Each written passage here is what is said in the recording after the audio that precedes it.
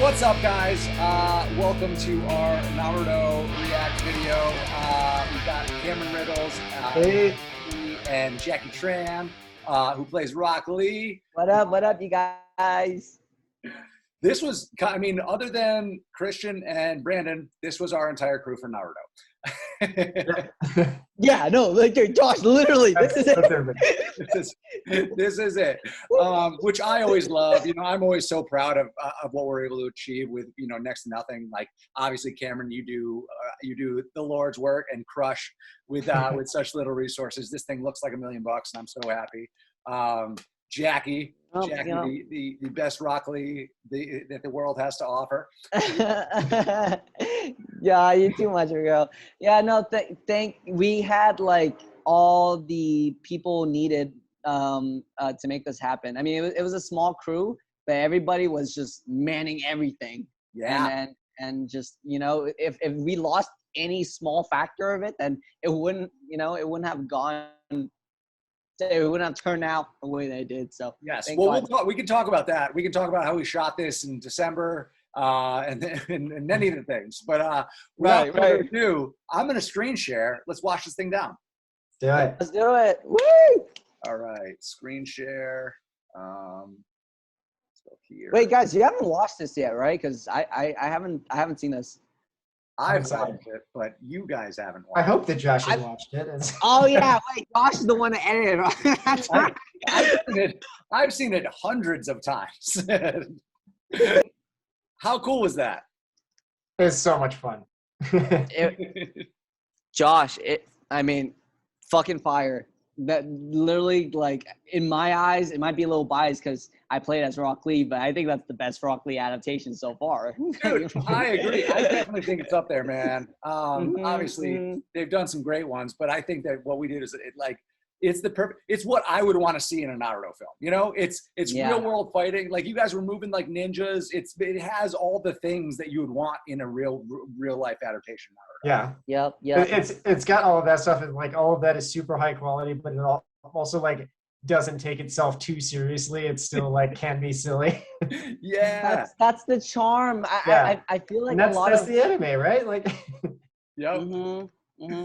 No, dude, it's spot on, and that's the hardest part. Like, tone, like the tone is so difficult to achieve with.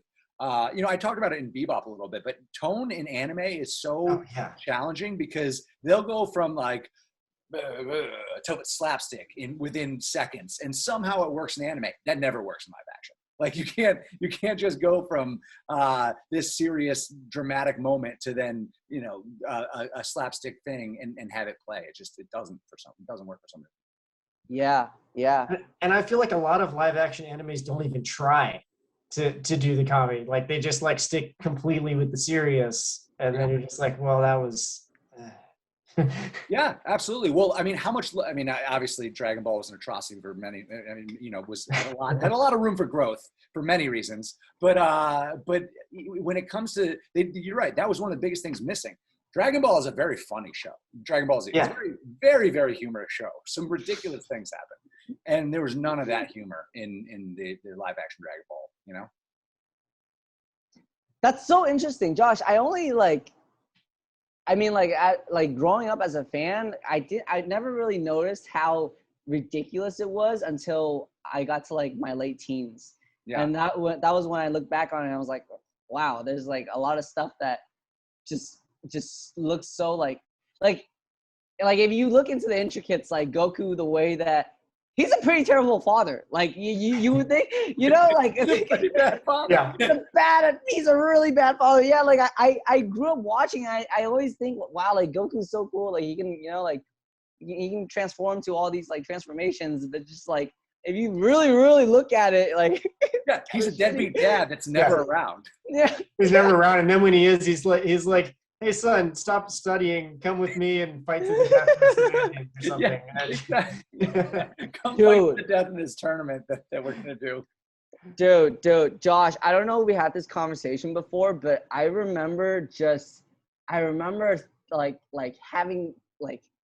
talked about how Goku, like, you know how like he made 2 sons, and the dude still acts clueless about, oh, like like he still gives off the like what sex kind of like you know, like yes. What do you mean what's like you just made 2 babies, what the fuck are you talking about? You but I feel like babies in the Dragon Ball universe just they don't really they're not made the same way they are in the real world, because you're absolutely right. Every character in the Dragon Ball universe is just like, yeah, and then they had a baby, and then like my favorite. We're getting really deep into Dragon Ball. Dragon Ball, yeah. But this was a Naruto short. Yeah. All right, we'll table that for when we do a Dragon Ball.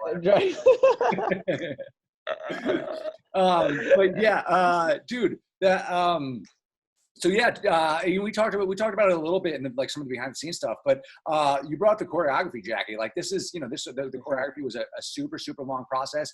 You, me, and Brandon got together, and like it was mainly you two guys coming up with the choreography based upon this scenario, and we really wanted to push it. And we didn't take much of the choreography from the show. We pretty much threw that all out the window and came up with completely new choreo, and just used little beats here and there to tie it together. We obviously kept the essence of the story, but it was pretty new choreography when it came to the Rock Lee versus Kimimaro story. Yeah, I agree, big bro. Like literally 75% of it was made by us, like all 3 of us. And it was like kind of like it's nice because all of us like we talked about this, Josh, but like because we have different styles and we just meshed all of our ideas together and made it flow well, and it was freaking awesome. Yeah, no, we had a great dynamic. I'm super thankful that we all got along so well when it came to combining those ideas, and it gave it a really unique flavor. It's like this piece has the hints of Hong Kong, it's got the hints of Jackie Chan, but it's very anime, and it's a very unique thing in terms even within the Rogue Origin canon of things that we've done. It's still very unique in terms of what we brought to this thing. Yeah.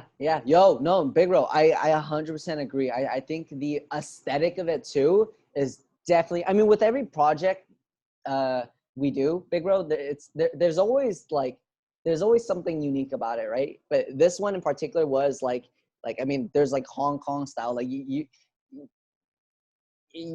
there's not like the other ones didn't have that. This one had it.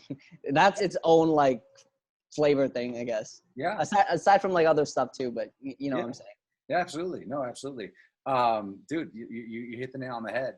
And like, it was there were hard days too, because it was not really, big bro. I could have articulated that a lot better. Are you talking about like just me describing the flavor? No. Yeah, no. I was just moving. I was just saying like in terms of the choreography, it was also these were super complicated moves. They weren't things that most people can do. Like it's very easy. It's super interesting to watch this. Having very little knowledge of tricks when I went into it, and now coming out 6 months later and having the knowledge of what you guys are doing. It's super interesting because, like Brandon mentioned it when we in the interview, but I didn't know what the cheat 9 hyper was that he did on the day. I was just like, yeah, cool, do it. Oh my God, that's rad. Let's do it. And now I know the intricacies of just how difficult what you and him were doing. Him going from sideswipe into the cheat 7. I think that's what it was. Sideswipe into cheat 7 and you tornadoed. Yeah. Yeah. No, side swipe into cheat 7. Yeah. Super hard. Like that's a very hard choreography to nail without having to worry about somebody punching you in the face. Yeah. Yo.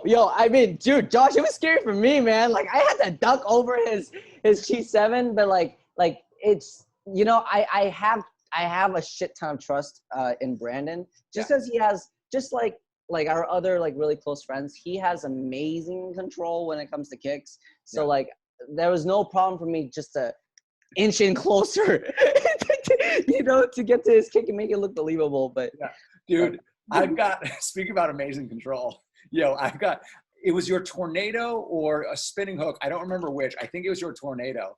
I've got a BTS scene of you.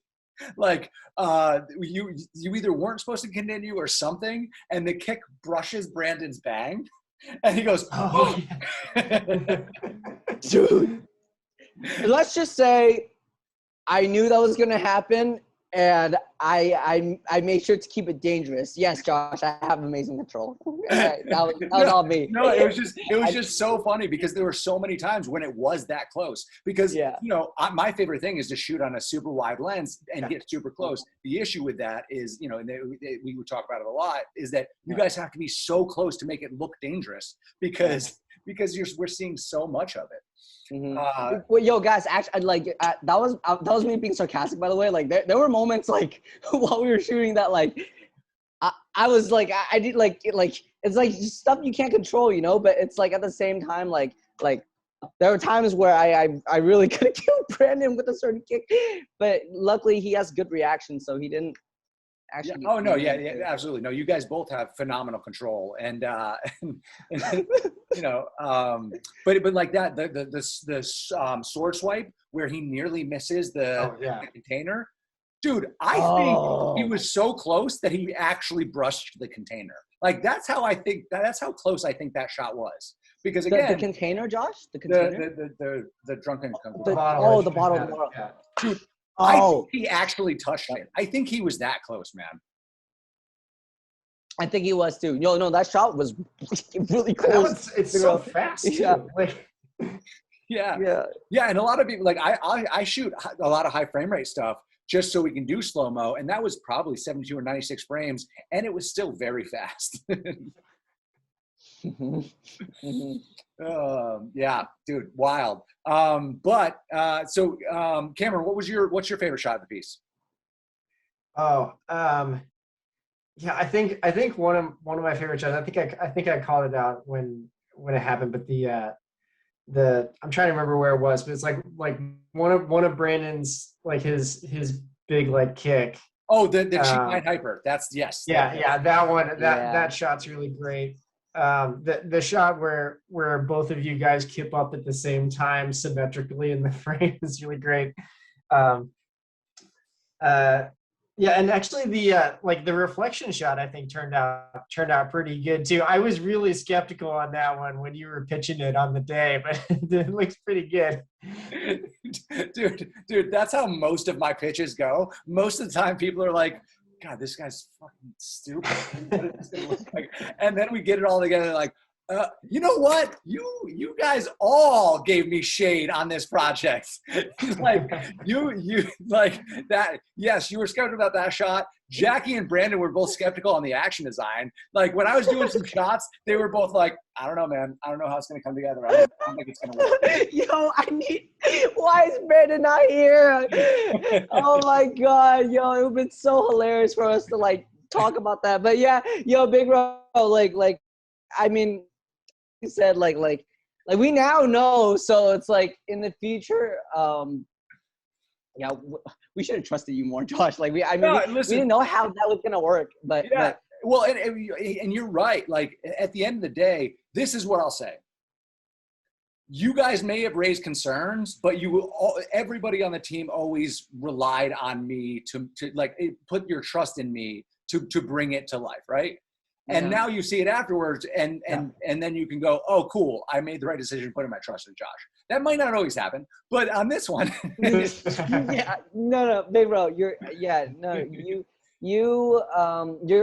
I noticed one thing about you, Big Bro, is that like, usually most of the time when you're affirmative about something, like a lot of it is because you know what the frick you're talking about. So it's like, I mean, like our friends told us about this before, but with any director that you work with, you should always, like it just makes the process a lot smoother if there was more trust put into it, even though, so. But it's super hard. You know what I mean? It's very hard to put that trust over and to turn over that, like the faith and make sure. I mean, it's a little bit easier crew side because you guys do it all the time, but actor side, it's a little bit harder because, and especially when you're used to having, when you did come up with a choreography, you know what I mean? When you are that close to it, it's a lot harder to step away and be like, oh, he's going to butcher my baby. Like, even though I'm super happy with how the action design turned out, there are still some things that I look at and went, ugh, like on Cameron's favorite shot, I would like to have been a little bit wider on that. Like I would have liked to have seen a little bit more of the takeoff and seen a little bit more of that rotation. It's still a rad shot, and I really, really love it. But you know, this is all things we live and we learn, and we try to, you know, just incorporate them into future things, right? Yeah. No, Josh, I agree, and literally same thing with like even just acting moments, big bro. Like I look back on that now, that was like months ago, and just the actor that I am now compared to a few months back is like I look at it, I think to myself a lot too, like, man, like I could have done that moment. Like, I mean, like, you know, like it's just stuff that through time is when that's how it is. Yeah, that's how it's absolutely. Yeah. Well, and the other thing is that the whole time, like, you know, we can look back on it and be like, ah, man, I wish this was like a little bit better, a little bit different. It's like, but the whole time, you know, we're moving so fast when we're shooting this thing. It's like we are like racing the sun. We're shooting, like you said, we shot this in December, so we have like the least amount of daylight. 8 hours of daylight to shoot this all outside during the day. Really complicated fight scene. Yeah, and on top of that, like while we're just cruising speed wise, we're still doing 10 or 12 takes on some things. Oh yeah. I mean? Because we're still aiming for that level of perfection that we you know, we want that level of quality to stay high. And so while we are like cruising through stuff, we still have a quality bar that we're trying to maintain. Yeah, and how many days did we do? It was like what, like 2.5 days, like kind of. I think it was three. I think it was 3 full. 3 days. Like 3 full ones. 3 days, right, Josh? Yeah, okay. I think 3 full ones. Yes. Yeah, and then because and then the third day we didn't even have Christian because you know, I don't know how much we talk about it. I mean, it's in the past now, but like we had a COVID scare where Christian was exposed to somebody who was exposed to somebody. And so you know, we were just like, cool, don't come to set. So that third day, it was just you and I doing everything. But good thing everything worked out though, right, Josh? That's the no, and it was just a scare, and you know, but at the same time, we're always in the business of like be as safe as possible, and you know, that's one of the reasons why we were shooting with such a small crew, right? For sure. Yeah. But yeah, you know, and it was just a scare. It wasn't a big deal, but it definitely, when you're short on hands, it makes it even harder. But yeah, dude, you're absolutely right. And talk about fighting the sun. We talked about this a little bit, but half the like, dude, how good of a job did Thomas do? Thomas, the colorist on this, how good of a job did he do tying this thing together? Because shooting all over the course of the day. Yeah, from like, you know, from early in the morning, like we literally got to location like before the sun was up, and we're like waiting for it to come in. It's like, okay, now we can shoot, and then all the way till it goes down. It's like, okay, well, we're out of light, we're done for today, and you know, midday, like straight up and down in the shade, not in the shade. Yeah, and well, I think there was this little patch of shade that we chased all day long. Oh yeah, constantly. like the scene like starts over here, and then we constantly like keep shifting it this way. Yep. I mean, that's kind of the beauty of filmmaking, is that there's only 1 or 2 times that I can tell that we cheated the shot, and that means that probably, unless you go frame by frame, probably no one else can tell that we actually cheated shots, you know, and just like, okay, cool, we need you to keep, you know, move 14 degrees this way so we can make sure we get the sun, you know. Yeah. Well, and that was sort of like, you know, when you know, I first started, you know, working with you, Josh, that was sort of the thing that you asked me, is like, look, I just need someone who can like, is like you're good at, you know, coming up with like, you know, the action design, like doing the action camera. I mean, it's like, I need somebody to just like look at it and make sure that it looks good. The lighting was okay, right? Yeah. Yeah. Yeah, I remember that. No, I remember. Absolutely, and that's dude, you are a saving grace when it comes to that, because all of my projects without you, when I don't have you, it doesn't work out. Like when I'm trying to do it by myself, it's just, it's so important to have somebody that on that, in terms of because it's so interesting to look at it. You think that, okay, we're outside, and if I film it, it's going to look fine. But it's the matter of like rotating 5 degrees. That's the difference between, oh, that's a nice shot, and like, oh my God, he's overblown on his right and too dark on his left, and now it just or like, you know, the last time we saw them, you know, in this position, like the light was coming from over here, but now it's like over here, Yeah. And these shots are going to get cut together like within like a second of each other. Yeah. Yeah. And those are the things that, and it's so interesting to think about it in terms of that, because when you're low budget filmmaking, those are the things that you're like, oh no, it's fine. But those are also the things that take the viewer out of it subconsciously. Like if the lighting doesn't match up, then the viewer might not be like, oh, I saw the light didn't match. They shot it at a different time. They might not be thinking that, but it's the same exact thing as like cutting from a close up to a medium. You don't go, oh, they cut from a close up to a medium. I mean, just suddenly you're like distracted. Yes, exactly. You don't know why. Yeah, it becomes a like, oh, that felt weird. And obviously there's a time and a place for feeling weird, but it's not when you're trying to have continuity. It's the hardest. It's such a hard craft, man. What about you, Jackie? What's your favorite shot?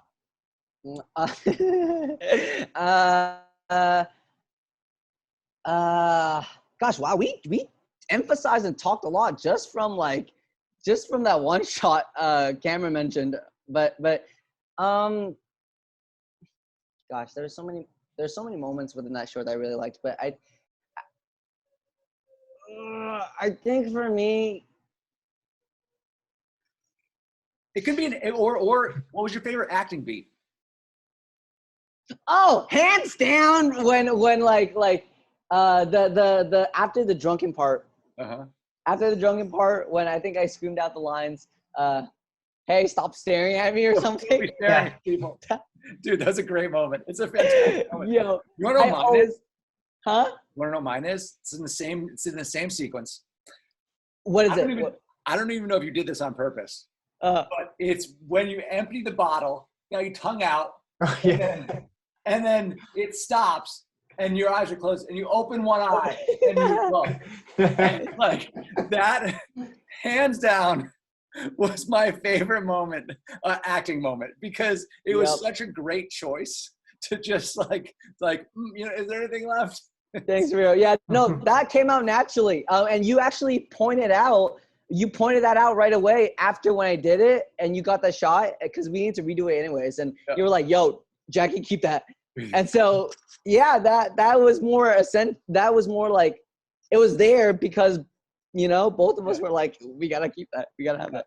It was just such a good, like, it was the most Rock Lee that you could be without, you know, drunken Rock Lee without saying I'm Rock Lee. Rock Lee. Yeah, I agree. Dude, big bro. That's the thing too with like acting. I think the beauty of acting is moments like that. You just don't figure that out the day before. Like sometimes it comes naturally on the day of the set, you know? So it was nice that moment was explored out like when it did, and I'm so glad that was in there. Yeah, absolutely. And there are many different methodologies. There are many different ways to approach acting. Some people like to plan out those beats. You know what I mean? And you should always plan out stuff, like get prepared as much as you can. I agree. Well, all I was saying is there's room for all kinds. That's all. It's like sometimes, but what I will say in defense of preparing beats is if you prepare the beat, then you come with something, and then you have other moments, like on a different project that we have coming up, It'll Grow Back.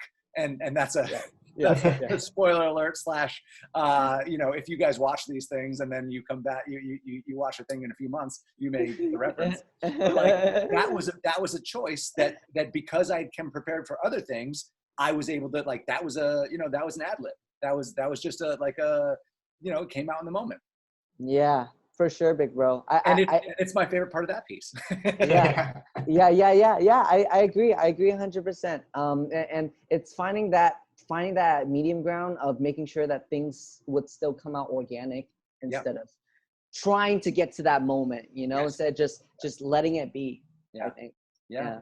Absolutely, man. Absolutely. And you and Brendan both did great work in like preparing for it. Obviously, it wasn't the craziest script. There weren't a lot of lines, but like you guys did a great job with the material that you had, and it was and all the compliments in the world to yourself and Brandon, because you guys nailed these characters. Obviously, Brandon, it's the complete opposite type of character that he usually plays. So that's not him in real life. He's not him.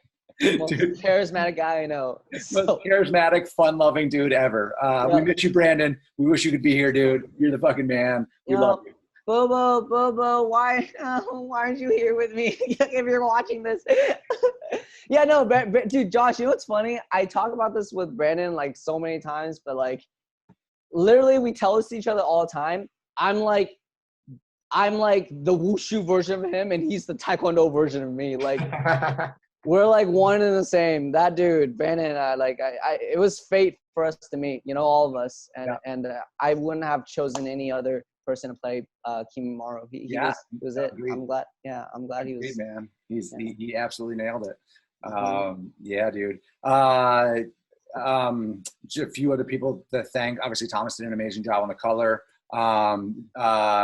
Josh Ginsberg did the score along with my buddy RJ. Came up with that rocking guitar solo at the end. Yep. Big props to Christian Howard for the sword. Thank you for the big props. Yep. Thank you. Big props to Christian for the big props. Big props. Yeah. Thank you, Mr. Howard. You crushed, sir. He also did an awesome job bringing the wardrobe to life. I brought my own turtleneck. I also bought the pants. Yeah, we all came together and helped out wherever we could. But absolutely. And then and he put together the kimono, which is dope. I loved how we brought that into the real world. Obviously, we left behind some of the oversized parts of that wardrobe. Is that the massive Akuma-sized beads, and it just looks silly. Oh, right, that thing. Yep. I'm glad we didn't have that. Yeah, well, between that and the boots, can you imagine if you guys actually had to wear those boots? It would just be the worst. That would have been like 6 days of shooting. Dude, and 6 days and 2 broken ankles later. Did you do, Josh, did you do all these effects yourself, like the like some of the sword stuff? Yeah, I handled everything besides the sand. I brought in my buddy. Okay. And I composited the sand. But my buddy did the sand effect. Great dude. I've got him doing fire stuff on Iron Fist. And really, really great dude. His name's Amir. Love him. He did that one sand shot, which is nice. Absolutely fantastic. I love that shot. But yeah, I did the all. But yeah, like the sword stuff, like when the sword flies up in the air and then comes down, I think that worked out really well. Yeah, and the sword and like the sword kick off the tree, I think like just it looks right. You know? Dude, I was so worried that the rotating one was not going to play because it's so easy to like, we'll just do this. And like, it's really easy to do that, but then I'm very happy with how that shot turned out. It looks dope. Jackie's almost cork played. I was going to mention it if you didn't. Broccoli that can't even cork. Dude, guys, okay, so whoever that's watching this, towards near the end of the short film, I did this flipping move called a cork, and like I landed it, but it wasn't really clean. We had to, like if you learn flips and tricking moves, then you would catch it right away. But for people who don't practice, in your defense, you did 14 corks in a row, which if anybody's familiar with tricking, you don't do tricking moves 13, 14 times in a row because you just get tired, it gets sloppy, and it looks worse and worse. For sure. Well, I mean, Josh, the biggest factor was just because I literally learned the cork the week before. Oh no, but I was coming to your defense, sir. I know. Yeah, that too. Like most people get more sloppy. Your corks got better as you got towards 12, 13, and 14. Dude, Josh, it's so freaking funny that because right when we wrapped and everything, right? And then Brandon came on, something happened, but I was able to land my corks afterwards. I landed 4 or 5 in a row after we finished filming. Yeah, no. Just stupid. Yeah. Why the frick didn't that happen when we were filming, What the heck? I mean, sometimes you just need somebody to come in and give you the little pointers, like with Chris and the B-twist, right? After Chris gave you pointers on the B-twist, you nailed it every time now. Yep. Thank you, Vero. Dude, no, I remember now. Josh, it was also I remember seeing Brandon chucked in a couple corks, and then I looked at him, and you know how competitive we are, right? So I looked at Brandon, and then he got in his 2-3 corks after doing all this choreo with me, and I'm just one, because I'm a visual, So it's like I looked at Brandon and I was like, gosh, screw it, let's go, Kyle! And then I went for it, and then I ended up landing it.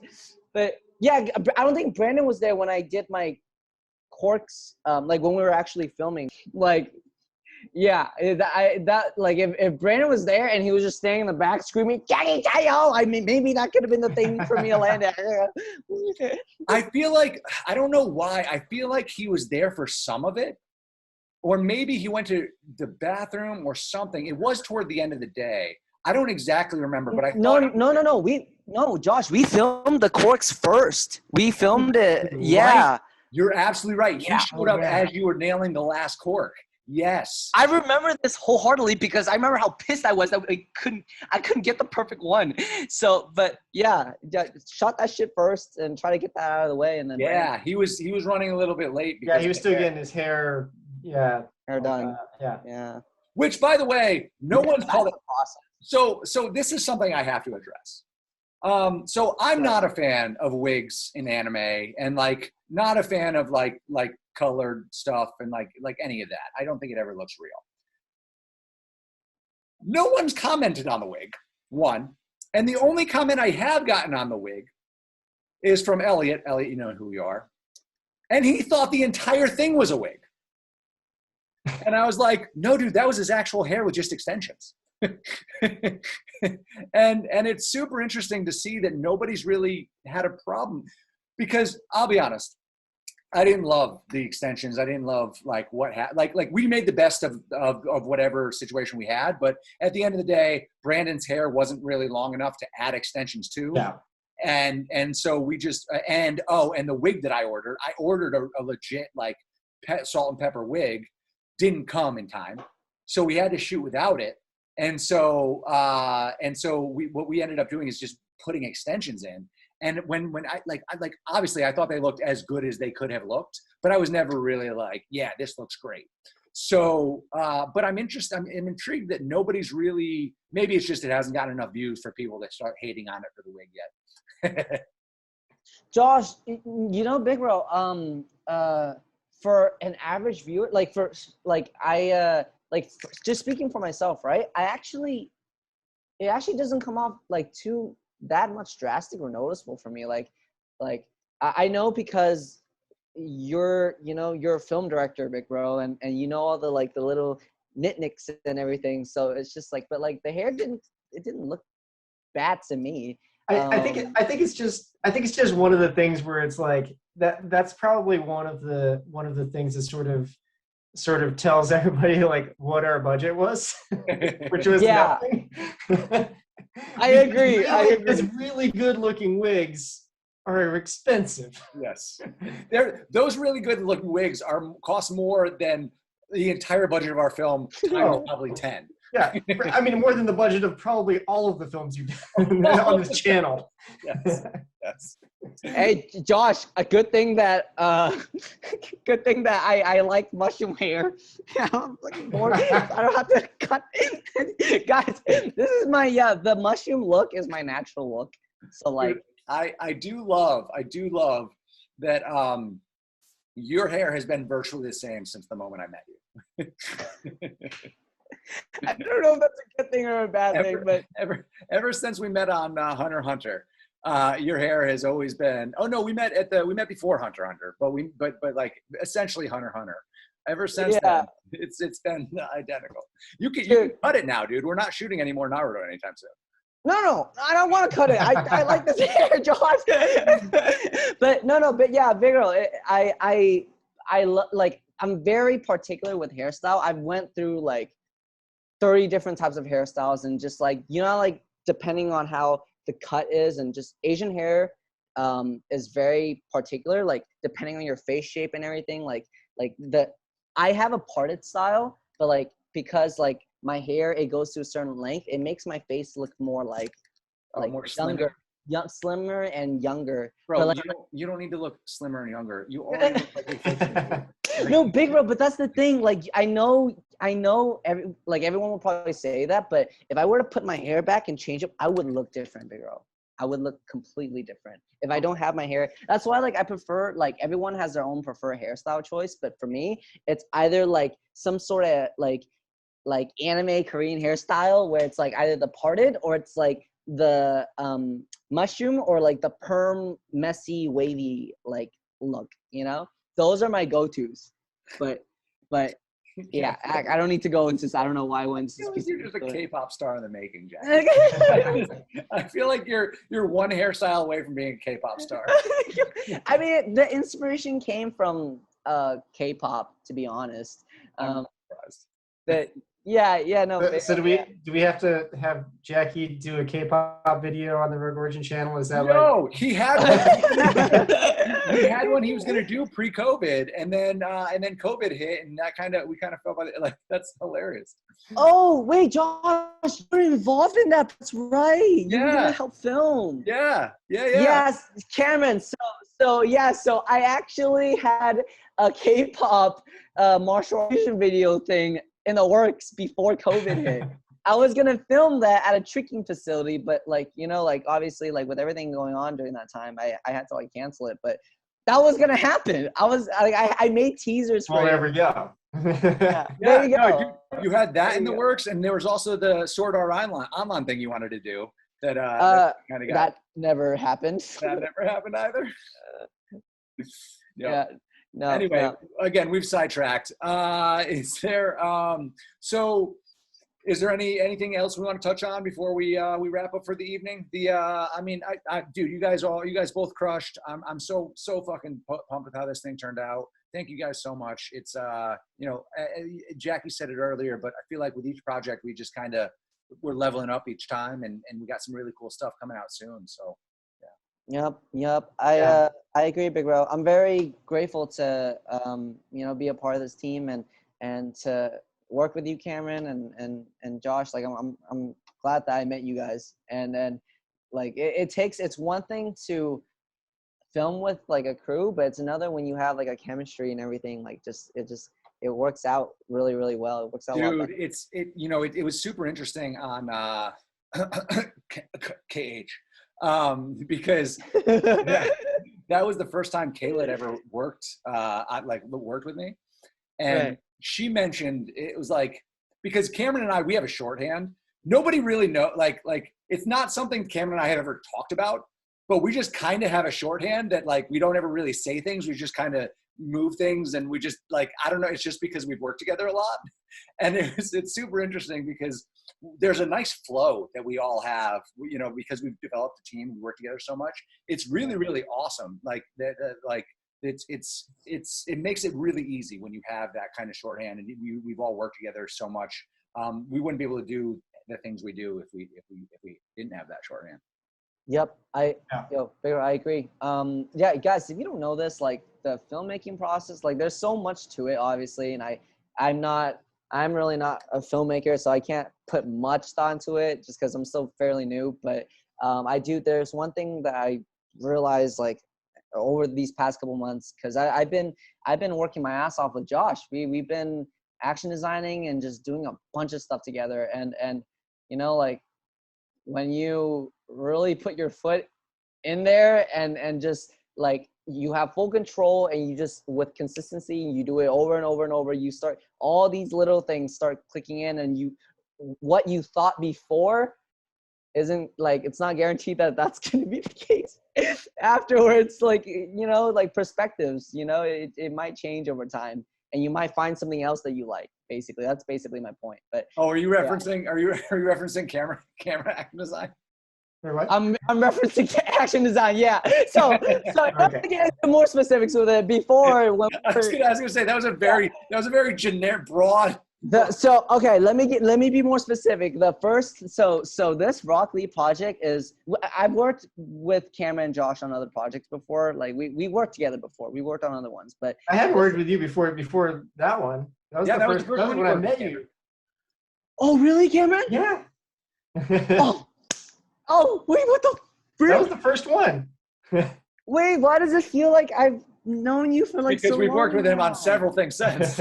Oh my gosh, that's crazy. Okay, well, I guess like just between me and Josh, like before like on Naruto, you guys, when we were going through the action design stuff, because I come from a heavily influence of like Hong Kong style action filmmaking, or I just at least like just watching growing up with it, I always picture as that's the thing that I would want to do and like want like the style of filming to come out as.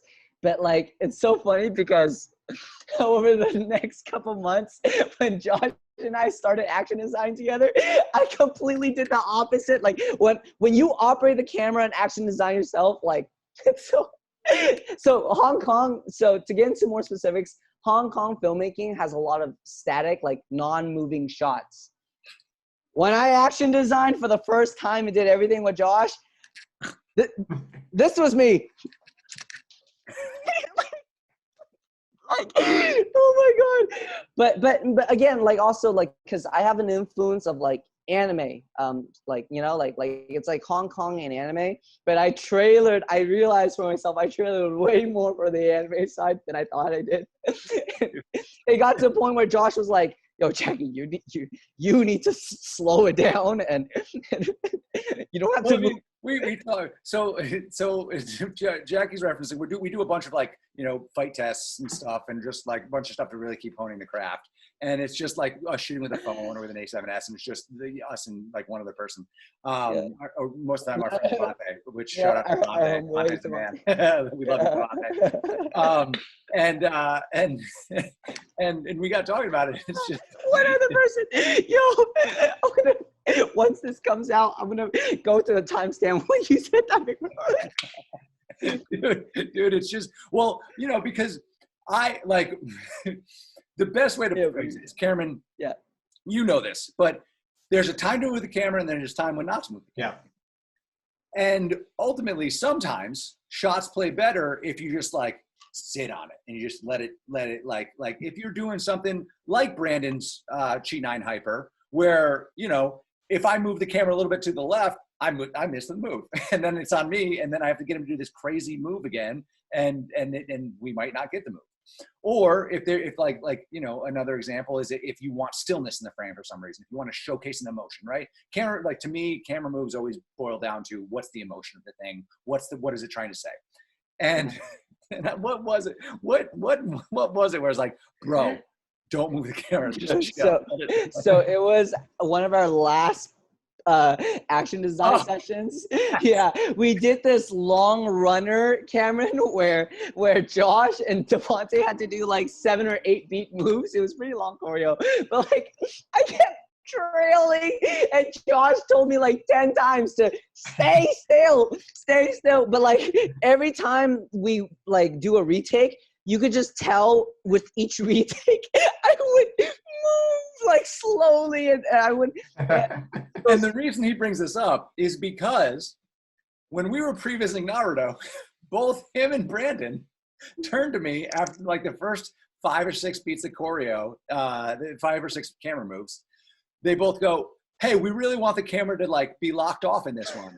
And I went, "Cool, yeah, let's try that. Let's do it." And that's where we got the 50-50, where they do their like, you know, 10 or 12 beats to the shapes, right? and so it's just it's really funny then to have Jackie start working the camera and now won't stay still to save his life. like the most moves ever. Well, that's one thing that I'll say that I've definitely learned from like, you know, watching you, Josh, and like how you action design and you know operate these moves, is that you have such a good understanding of not just doing the move, but the understanding of like doing that move and being where you need to be at the right time in order for the hit to sell. Because I think there's like, because you know I do a lot of other stuff that's just, you know, that's not action, and so it's just about the shot, it's just about the emotion, and so you frame for that specific thing, but you don't have to worry about, oh, is this going to stack up and like that works. So it's like being able to like also to have to get to there, that it seems it's so natural like when you're doing it I'm just like I'm always impressed. And I'm learning every time. Oh, thanks, dude. I appreciate that. Yeah, it's also very interesting, and that's kind of why I like posting some of the behind the scenes. Is because the first time I noticed it was on Iron Fist. I didn't realize how much I moved because it kind of, when you're watching it, you don't, unless you're like, oh, what's the camera doing? You're not really paying attention to just how much it's moving, especially because I am on like a super wide lens, which means I have to move a bunch to get things to work. And it's super interesting to see just how much I'm moving, but it doesn't feel like it sometimes, you know? It's all about that, like, and that's kind of always my goal is if you notice the camera move, I've done a bad job. That's always my reasoning and impetus is and that's kind of, I feel like that's a very old school mentality is that if you're noticing a move, it's taking you out of the, you know, with the exception of jaw, like the, you know, the typical dolly counter zoom, the jaw, like the shots that are meant to make you go, that was a shot, you know? Yeah. Cameron, I agree with you. And also to add on to you too, like Josh, like I think you have a really good understanding with just capturing moments, like emphasizing certain beats and moments really, really well. And that's something for me and Devonte, you know, like the people that we work with, like that's something that we're learning from you a lot too, you know? So I think just, you know, we talked about this a lot, but definitely with action filmmaking, there's no like right or wrong way to go about it because everybody has their preferences. Like that's why it's so awesome, isn't it?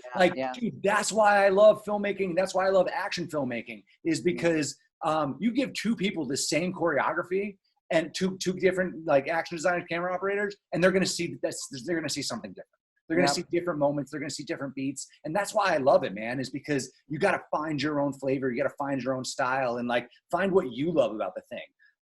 You know, it's really, really cool.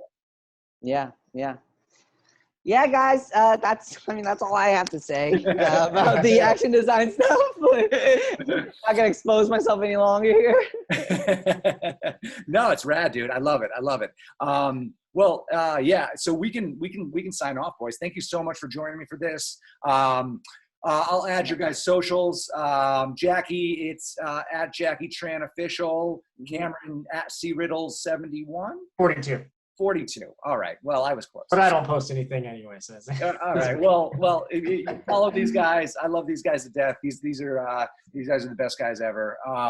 So thank you for joining me. And we'll see you guys in the next one. Mm-hmm. Yeah.